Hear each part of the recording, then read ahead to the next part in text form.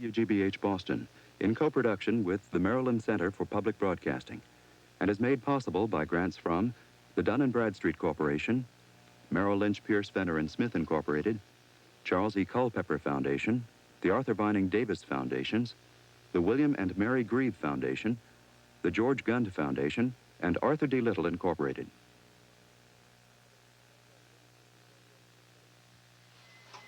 Is it James or Jim? Here, numbers 529-7187. 785-7700. A simple telephone wire, the umbilical cord that connects your home to a huge industry and makes you part of a $100 billion dazzling new market.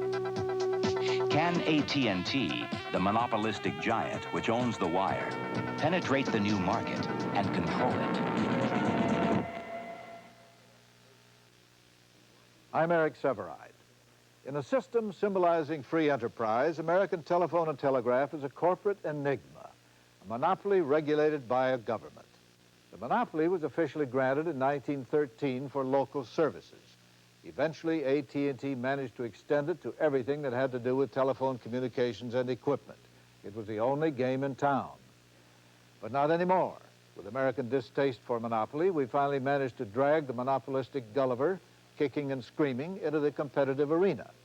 The problem is that competition cuts two ways.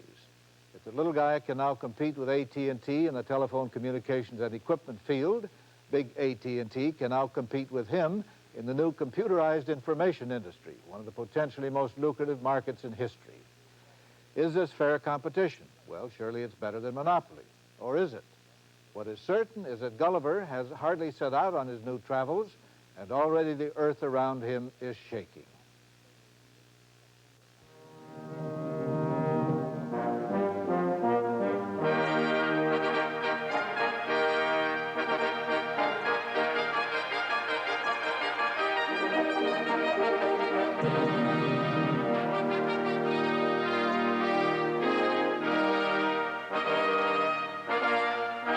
The largest company in the world.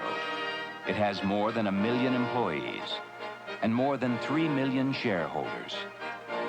AT&T, or the Bell System, encompassing 24 operating companies, a giant manufacturing division, the nation's most celebrated research and development laboratory, and a huge department devoted exclusively to its interstate business.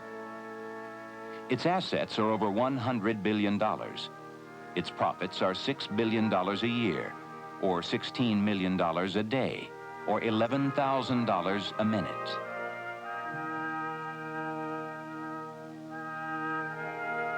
Only 20 countries in the world have a larger gross national product. And probably very few are run by men so dedicated to the public growth and glory. It is an American paradox. The only nationwide monopoly, it is a firm believer in private enterprise. Towering above the fray, its only avowed wish is to be allowed to serve.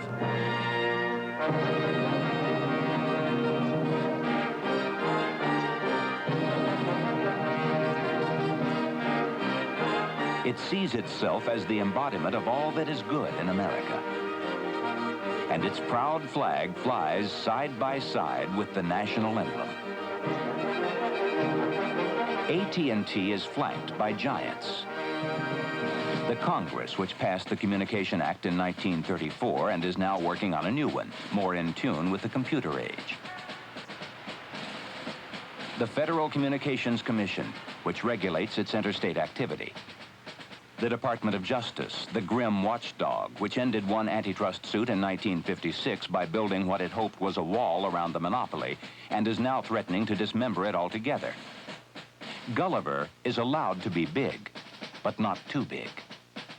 Yet the first blow to Gulliver was dealt not by the governmental giants, but by a Lilliputian. So small, Gulliver never knew he existed, and when he did know, he simply shrugged him off. In 1965, Ray Beasing was just beginning his career. Well, I was a lawyer in Dallas, Texas, and I'd been practicing law about 5 years. And a man came to me whose name was Tom Carter, who was a very small businessman, and he asked me to represent him against AT&T. And he had gone to some other law firms, and they would not represent him because he had no money. He had developed this device and had tried to sell it around the country and had sold some of them.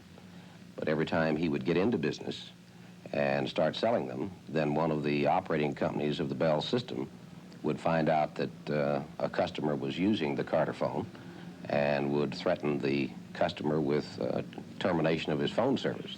The Carter phone was a simple instrument which interconnected mobile radios with the telephone. It was that simple device which propelled the young lawyer to the nation's capital to plead his case before the FCC.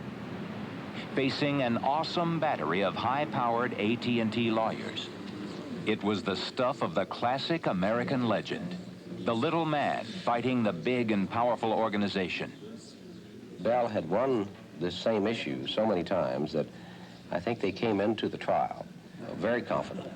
They laughed at us because we didn't know what we were doing. I kept making a mistake because it was habit. I would call the administrative judge, Your Honor, and there would be tittering in the audience. But being laughed at was hardly their main problem.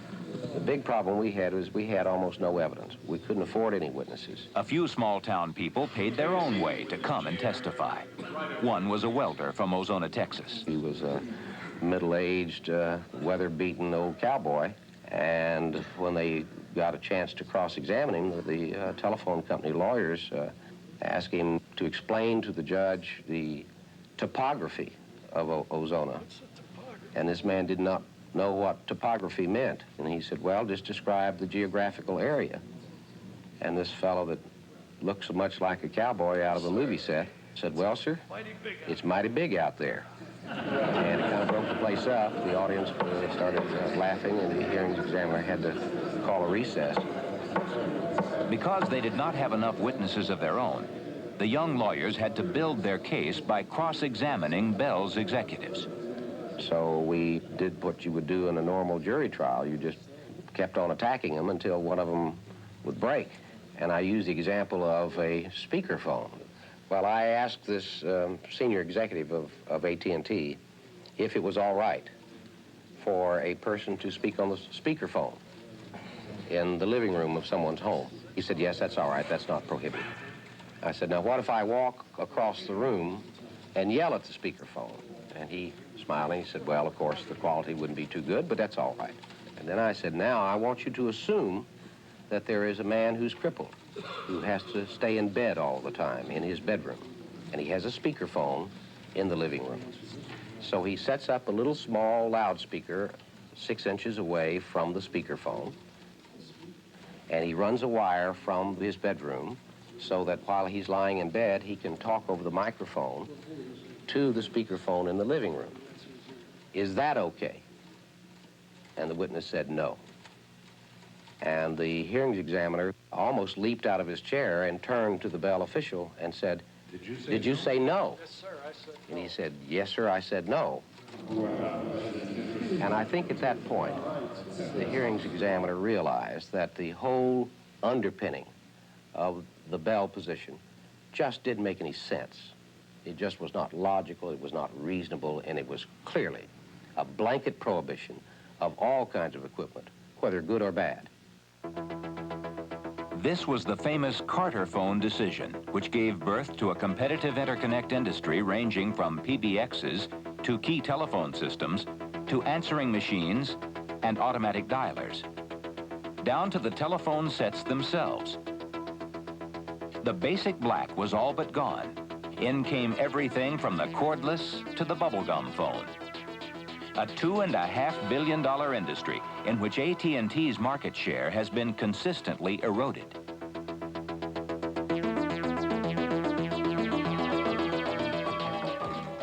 The next crack in the monopoly was in AT&T's lucrative long-distance area. There, too, the first blow was dealt by a single man, Bill McGowan of MCI. Well, when I started MCI, the idea was to try to go into business in competition to Bell in the long-distance telephone market. Bell has had all of the business before we started.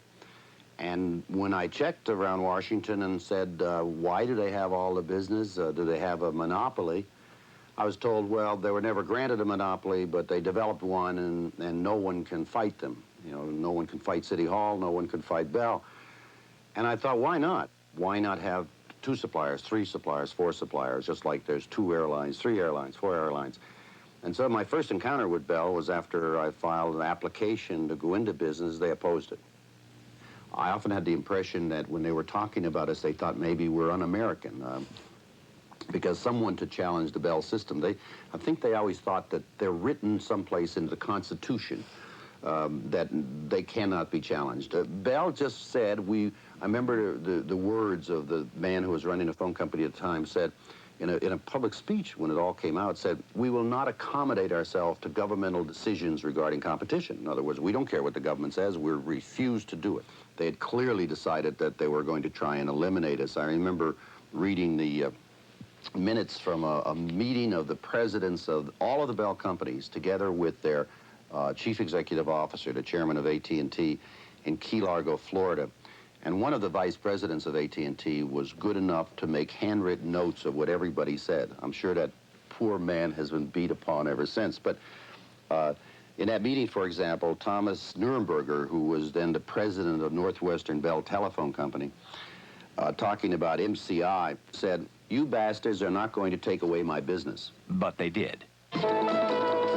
From the district, Maryland, Virginia, and the world, this is News 7. When someone asked you about the phone company, now you have a chance to ask which one. From the KBTV Action Center in Denver. However, there is good news for Denver residents tonight. When it comes to long-distance dialing, we now have an alternative to Mountain Bell, and consumer reporter Vanessa Page tells us more.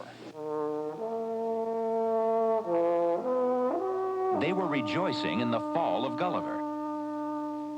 But as Gulliver went down, he brought down the smallest Lilliputians with him.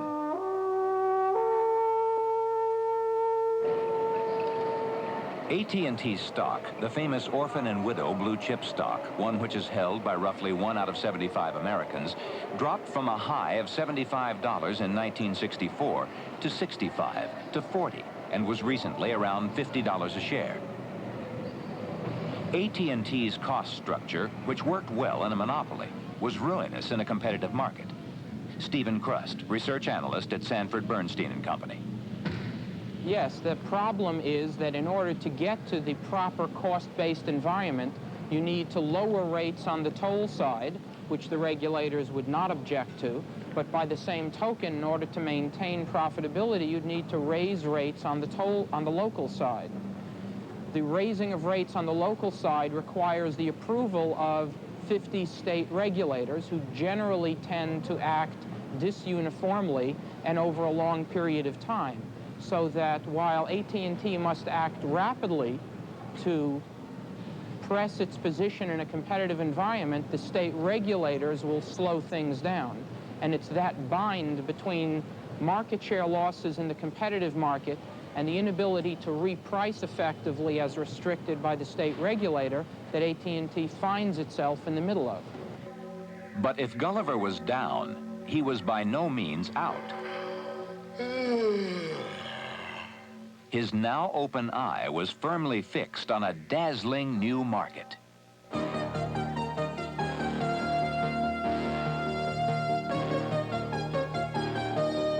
Satellites, microwaves, computers have ushered in a new society, the Information Society. Every part of the world is immediately visible to every other part. News events, prices, money values are known instantaneously all over the globe. People can talk face-to-face while being thousands of miles apart.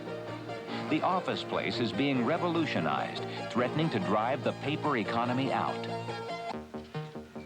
Purchases are registered automatically as bank transfers. Documents are sent electronically. Desk-sized computers and mini processors linked to central computers form total information systems, while data banks and retrieval systems lay all conceivable information at one's fingertips. At home, too, communication technology and hardware have given us options of which we have never dreamt. It is a $100 billion market, which is expected to double within 3 years. A market into which the FCC has allowed AT&T to enter through a new deregulated subsidiary. Charles E. Ferris, former FCC chairman, explains the controversial decision.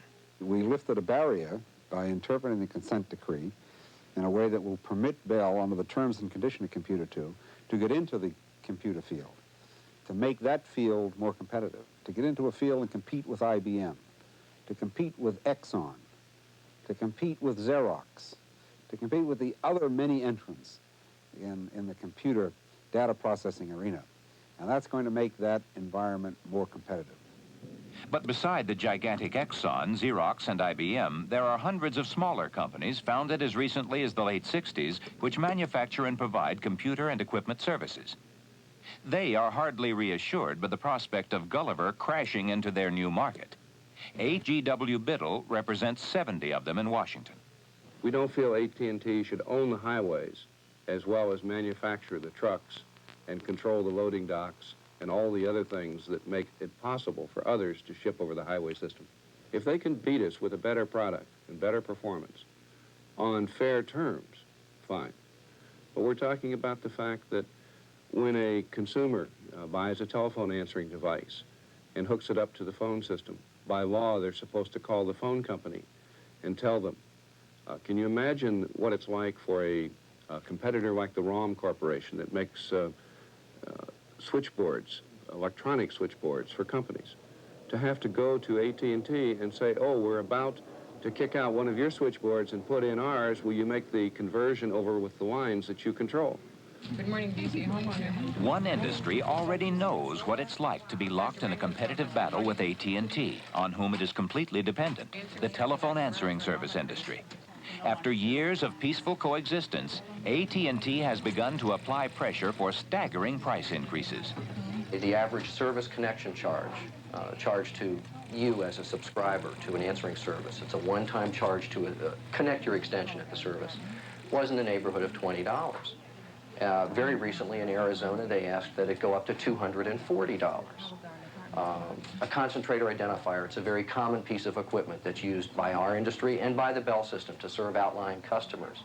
An installation charge for that in the past was normally $300 or $400. Recently in Texas, they asked that the installation charge be raised to $72,000. The only sound reason that I can think of is that they don't want to see us in that market and as competitors. They want, quite literally, to do away with us as competitors. Why should gigantic AT&T care about this small industry? Mr. Meehan thinks he has the answer. It's a very orchestrated drive to soften this market and prepare to enter it with one of their product offerings, namely custom calling 2.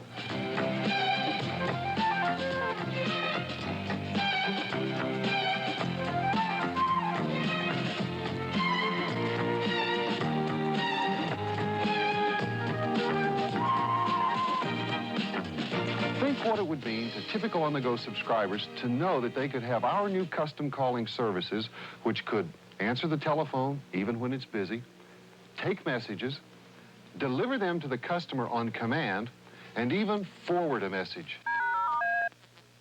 Hello, this is John Burns. Computerized custom calling 2 is not only more versatile and more reliable than the antiquated telephone answering service, it's cheaper. With no installation fee, the price is a fifth of that charged by most answering services. But Custom Calling 2 is not available to the public because the Telephone Answering Service Association has charged unfair competition. They control our ability to reach our customers. They control the base costs that go into making up the cost of our service to our customers.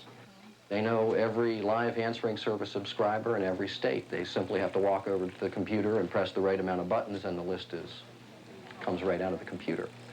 And that's a tremendous advantage that we don't feel is going to promote fair competition. The matter is at present in front of the FCC, where AT&T has a potent argument. I can understand the concern of people that make answering devices that would be competitive with that new service.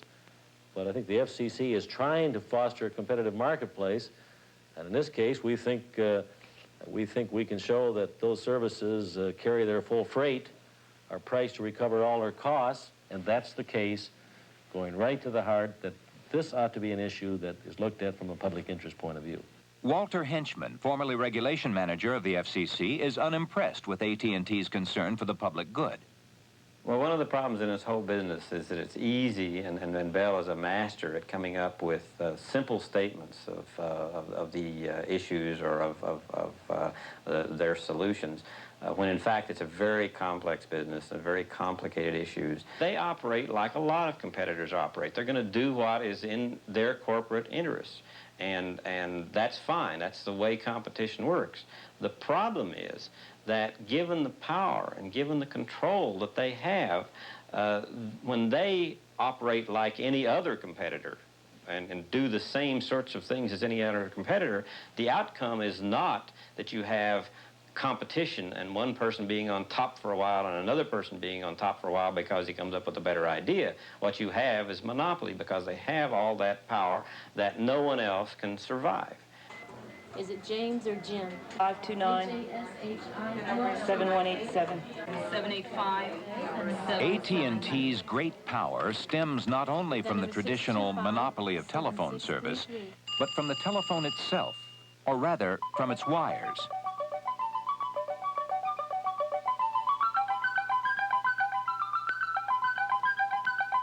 The telephone wire, which is the property of AT&T, is the umbilical cord which will connect every American home and office to the vast new information resources.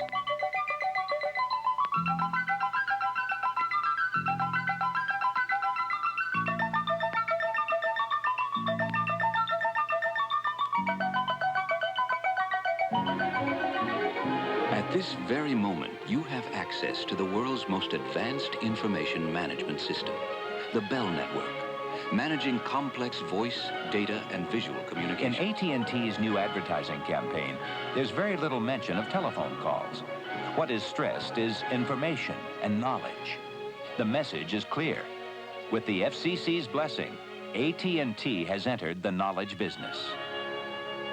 Bell's entry into that business is such a threat of potential anti-competitive problems, potential monopolization of that business, that what we now know is a lot of very competitive industries are going to be potentially swallowed up by this one monolithic monopoly competitor. And I guess my ultimate scenario is that the Bell system becomes the sole provider not only of communication services, but of all types of information services, of advertising services, of shopping services, of electronic mail services, and you know, there simply is no one left. At that point, I think it's not simply an economic question anymore, but a political and social question of how much power we can allow that type of institution to have over the flow of information within this country. Even though what is at stake may well be the news and information business as a whole, the immediate battleground is the $2 billion industry of the Yellow Pages, which Bell wants to convert from printed to electronic. All we're interested in is the future of the Yellow Pages, which we've been in for decades now. And we're interested in not being frozen to one technology. We have no interest in being a news generator or competing in classified advertising or anything of that nature. We're not interested in that. I think it's a question of semantics, and just as we've heard that all they wanted was to enhance their electronic yellow pages and make those available to the consumer. And we've heard also from them that all the newspapers are concerned about is their classified advertising. Information is information. Whether it's hard news, whether it's feature, whether it's fun, whether it's comics, whether it's advertising information, all of that is information, and that equals content. And it seems to me that we have to draw the line there, that you do not provide information, you do not own information, you do not have a proprietary interest in that information if you are the gatekeeper and you have the monopoly distribution line in that market. The newspapers have awakened a little late. AT&T has already sneaked into their field. They have been providing the public with quite a bit of information. Partly cloudy, windy, and cold. Hello, New Yorker. The rush hour is just about over. On the exhibition baseball board, 5 of the 8th inning. Cardinals 6, Mets 4, and number 9 class will tell 780. Hello, Taurus. Jim Dixon forecast. Welcome to the Good Looks line. Hello, I'm Dr. Joyce Brothers. This is the Dow Jones Wall Street Final Report. How far is a telephone weather report from one on a screen? In Coral Gables, Florida, AT&T provides customers on an experimental basis this and much more.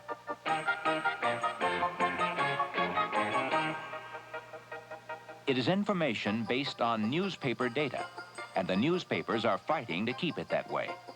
To prevent AT&T from launching other information centers based on the Yellow Pages data, where they would sell advertising side by side with chocolate mint flavored ice cream delivered to one's house in the afternoon, with cars,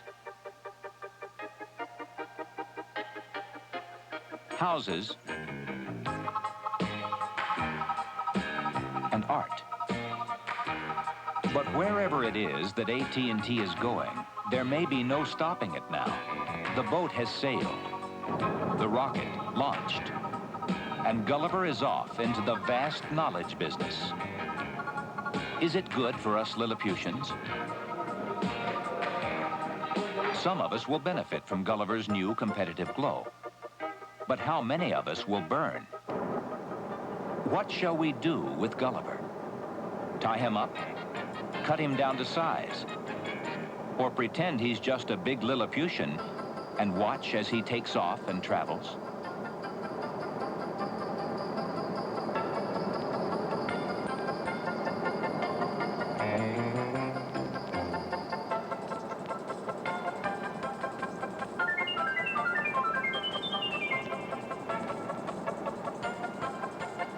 Because we will broadcast the 1981 Community Improvement Banquet, next Friday Enterprise will not be seen.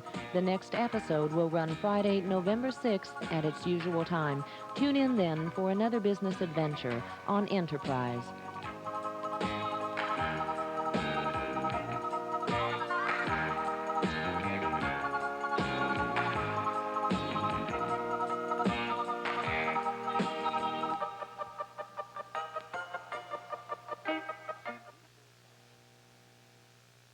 This program was presented by WGBH-TV, which is solely responsible for its content, and was made possible by grants from the Dun & Bradstreet Corporation, Merrill Lynch Pierce Fenner & Smith Incorporated, Charles E. Culpeper Foundation, the Arthur Vining Davis Foundations, the William and Mary Grieve Foundation, the George Gund Foundation, and Arthur D. Little Incorporated.